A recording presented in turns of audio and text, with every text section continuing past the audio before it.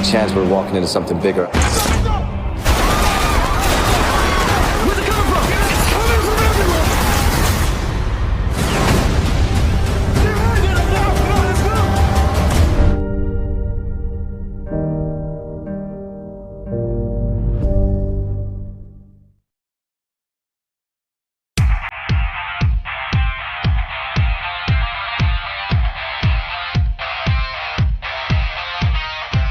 Halo orang-orang sukses yang hobinya rebahan sambil nontonin alur cerita film. Terima kasih karena sudah klik video ini. Kali ini Underline Movie akan menceritakan sebuah film yang diangkat dari kejadian nyata. Berlatar di Irak pada tahun 2003, film ini menceritakan tentang seorang pemuda bernama Matt Oker, prajurit tentara Amerika yang dikirim ke Irak pada awal Perang Teluk Kedua. Dan sebenarnya menjadi tentara bukanlah keinginan jiwanya. Dia pun harus menghadapi situasi dan kondisi yang sangat berbahaya. Bagaimanakah keseruan aksinya melewati semuanya? Langsung saja kita masuk ke alur cerita filmnya.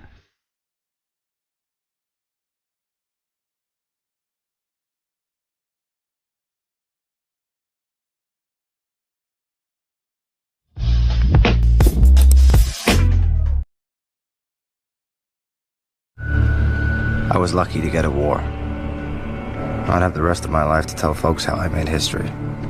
I signed up July 11th, 2001. Di awal film kita akan diperlihatkan seorang prajurit militer bernama Matt Oker. Oker sengaja melukai tangannya dengan pintu mobil agar dirinya tidak ditugaskan ikut berperang.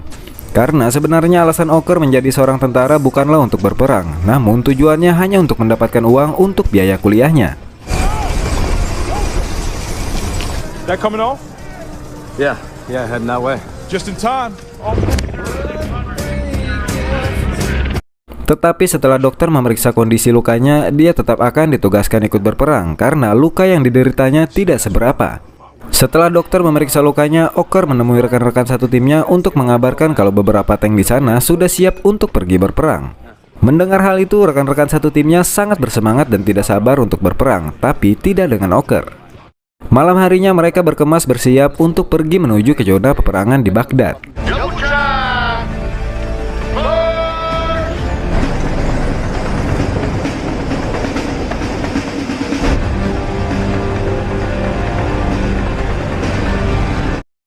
Sesampainya di Baghdad, mereka langsung diserang oleh para teroris yang berada di sana.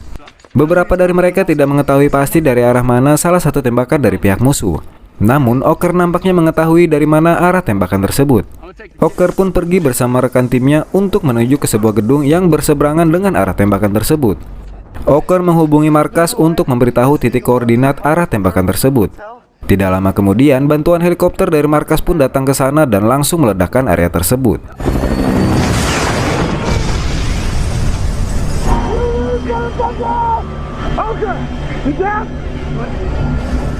Setelah misi itu, Oker dan timnya pergi ke kediaman Saddam Hussein yang sudah tidak berpenghuni. Saat itu rumah itu dijadikan base camp utama tentara Amerika untuk sementara waktu. 3 bulan kemudian mereka mendapatkan misi baru.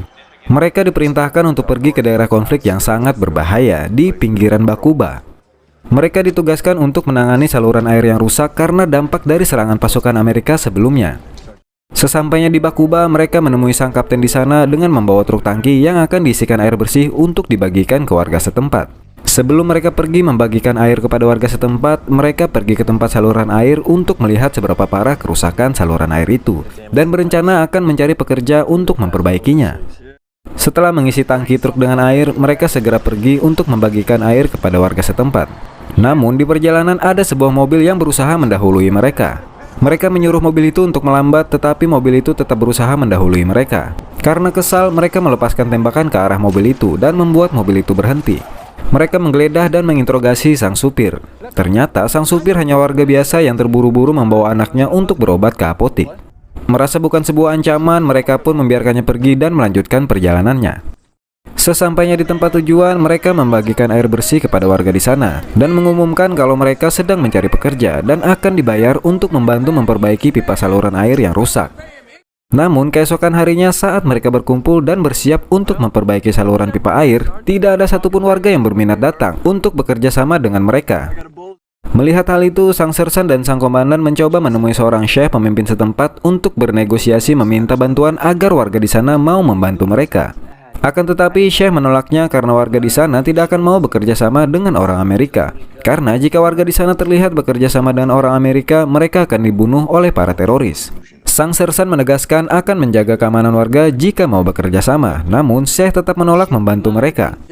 Di tempat lain, setelah membagikan air kepada para warga, Oker dan timnya didatangi oleh seorang bapak-bapak yang merupakan kepala sekolah di sana. Pak kepala sekolah hanya meminta dengan mereka agar tangki air di sekolahnya juga diisi dengan air yang bersih. Mereka pun kembali untuk mengisi penuh tangkinya. Namun di perjalanan tiba-tiba dari arah bukit para teroris menembaki mereka dan kontak senjata pun tidak terelakkan lagi.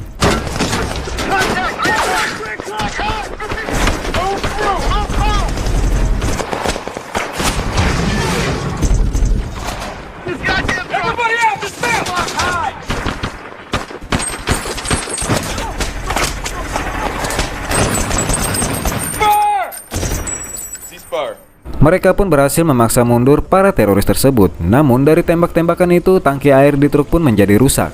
Mereka pun harus kembali mengganti tangkinya. Saat mereka sedang membagikan air kepada warga di sana, tiba-tiba para teroris itu kembali menyerang.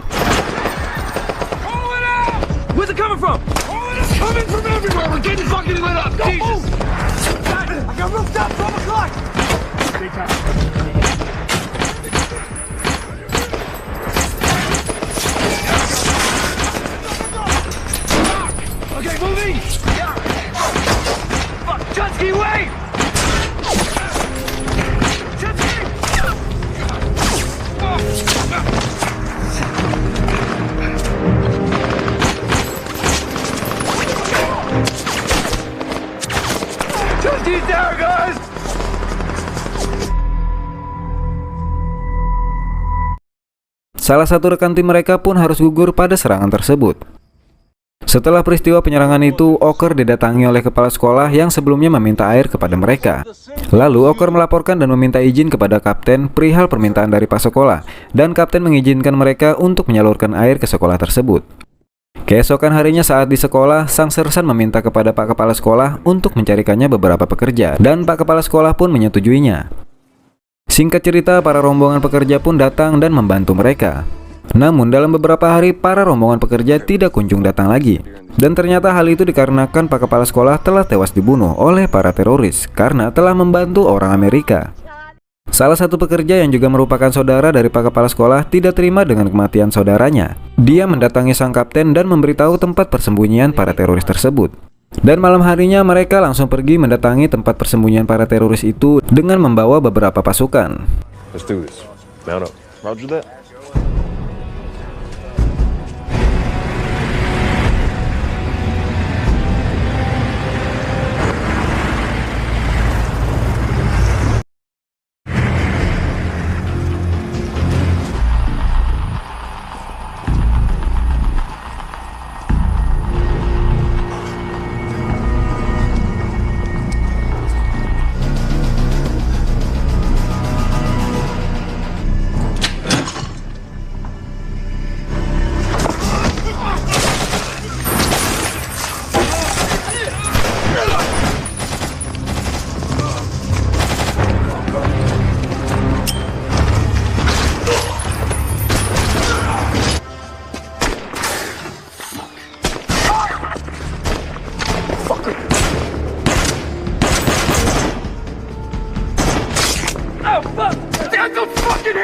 You okay? Stay put!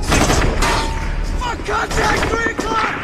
Locking positions 2 and 3, taking heavy sniper fire. Back to Warhorse. Back to Warhorse. I say again. Roger, copy. Returning to base. Eagle 4. Merasa kewalahan, sang Sersan memerintahkan mereka untuk mundur. Namun saat mereka akan pergi, tiba-tiba sebuah tembakan RPG menghantam salah satu mobil tempur pasukan mereka. Dari tembakan RPG itu, kedua rekan tim Orke pun menderita luka parah. Keesokan harinya, saudara dari pak kepala sekolah pun datang ke tempat perbaikan saluran pipa air dan membawa beberapa pekerja ke sana. Namun terlihat salah satu pekerja mengambil sebuah box besar dari mobil. Tak lama kemudian, tiba-tiba saat para pekerja sedang bekerja, terjadi ledakan besar tepat di lokasi perbaikan saluran pipa air yang mengakibatkan banyak dari sebagian para tentara Amerika tewas dan terluka.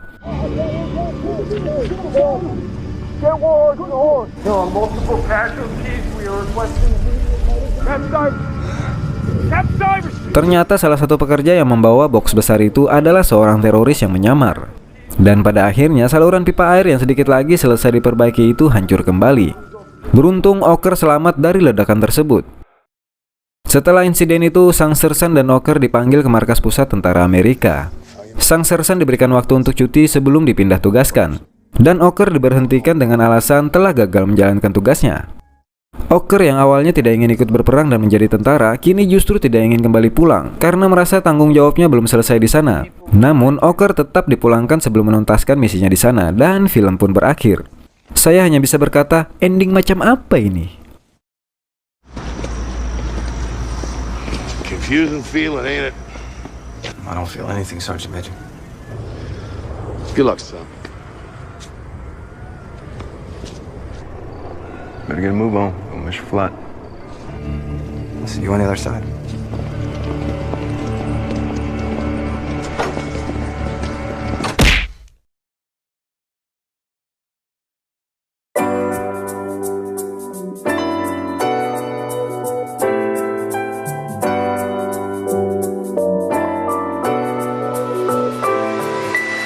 Gimana filmnya bosku? Seru nggak? Bingung kan sama endingnya? Sama saya juga. Tapi sang sutradara sengaja membuat endingnya menggantung seperti itu agar pesan moral dari film ini bisa tersampaikan. Dan pesan moral itu hanya kalian saja yang bisa menyampaikannya karena saya sudah cukup pusing membuat alur ceritanya. Tapi intinya, terima kasih sudah menonton dan sampai jumpa di video berikutnya.